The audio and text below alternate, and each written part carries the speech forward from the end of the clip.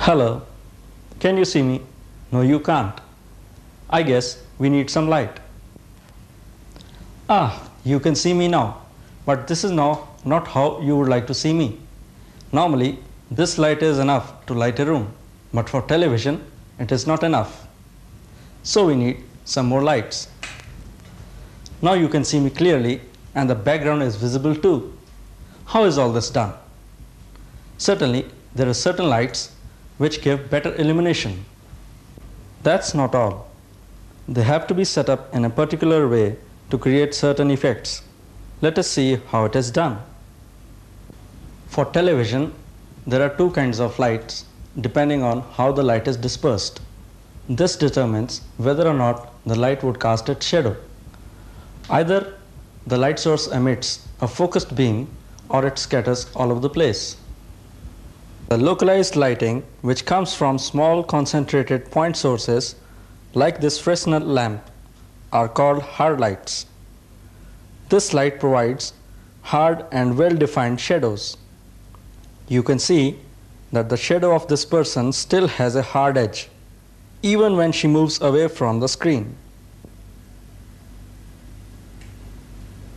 The other kind of soft light produces shadowless illumination.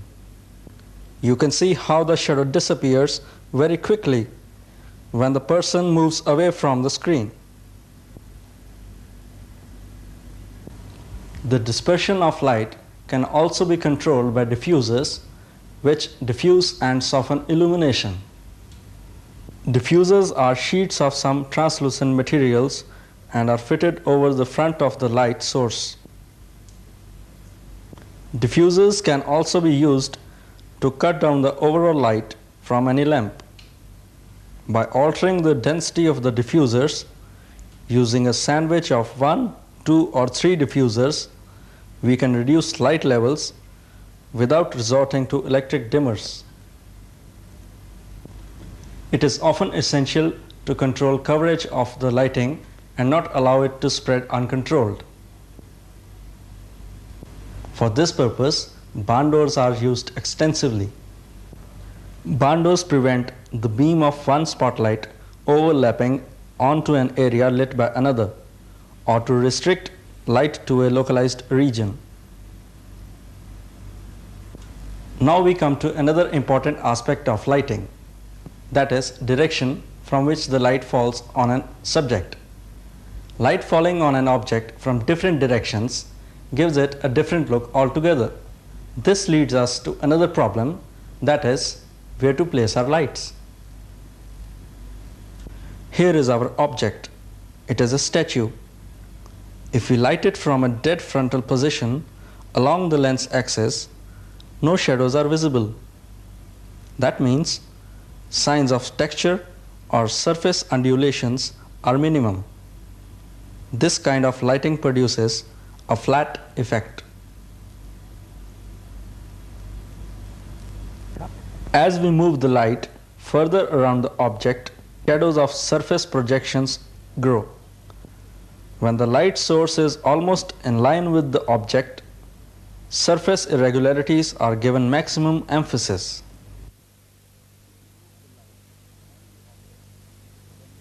If we move the light behind the object, then we get a silhouette of the object. Only the edges would be lit up. We have just seen the effect of moving one light around an object. Normally, more than one light is required to illuminate an object or a person. Let us now see how to illuminate a person using more than one light. Let's light up the face by placing a key light here. In this position, the shadow of the nose is neither missing nor is it too long. Now we must light up the shadow projected by the hard light. For this purpose, let's try and successively use a hard light and a soft light to see the difference. We see that the hard light casts yet another shadow in the opposite direction. However, if the second light is a soft light, then it illuminates the shadow areas without casting its own shadow. So, soft light is appropriate to use as a fill light.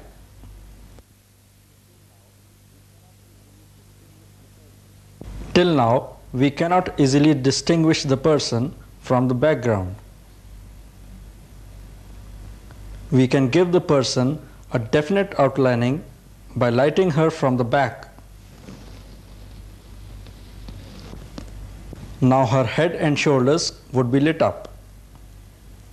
This clearly distinguishes her from the background. So these are the three lights we use for lighting up a person. So far we have been dealing with lighting in studios under controlled situation. But when on location, we do sometimes face problems in lighting as the daylight cannot be controlled. Here is a scene in a room with a window. We have also placed some lamps in the room, but they are not turned on. This is the scene lit with daylight. But sometimes daylight is not enough like this. Thus, we have to use artificial light as well. But mixing daylight and artificial light causes problems. The color temperatures of the two lights are different, and when they are mixed, we get undesirable effects. In fact, the camera is adjusted depending on whether daylight or artificial light is used. Here, the scene is lit by daylight and the camera is adjusted for daylight too. If the camera were adjusted for artificial light, this is the effect you would get. The daylight now appears blue. You can see the reverse effect if we draw the curtains to eliminate the daylight and just use artificial light. The color now seems correct. But if the camera were adjusted for daylight, the artificial light would seem yellow.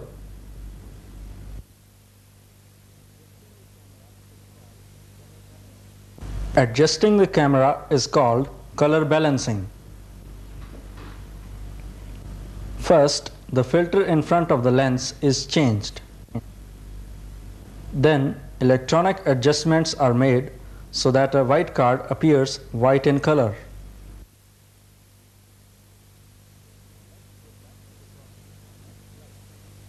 Now let's go back to the problem of mixed lights. Sometimes you cannot eliminate the daylight, but you still need artificial light as well. What you must do then is to change the color of the artificial light. This is done by clipping a blue gel sheet in front of the artificial light so that all the light falling on the subject is blue. The camera should then be balanced for the light falling on the subject.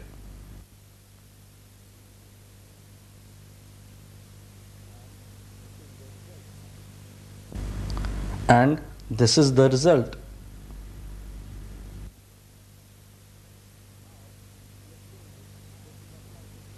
So now we have shown you the basis of lighting, and that's all you need till there is a power cut.